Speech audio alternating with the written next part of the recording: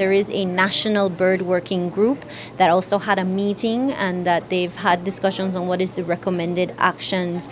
I believe that the Forest Department is the lead on that as well, and so they have had the recommendations of the group. I think Ms. Nikki is rightly upset. I think the idea of bird rescue is for rehabilitation so they can be released in the wild. As we know, our scarlet macaws are wild animals and they need to be released in that nature. If they are then reassessed as unreleasable for some other physiological reason, then we then discuss the way forward of where to place the animal and what's the best situation for the animal. This particular situation, does the Audubon condemn what has happened with this particular bird?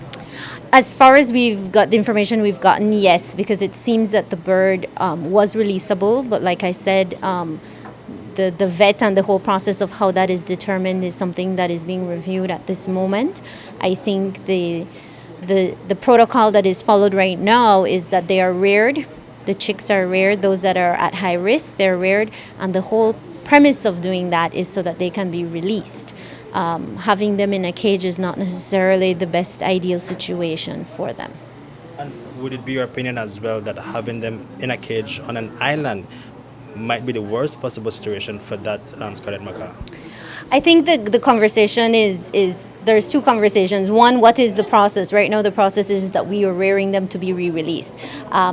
There are captive birds already on that island. I think they have all their permits. I would have to say the Forest Department needs to reiterate what that is and what's the process.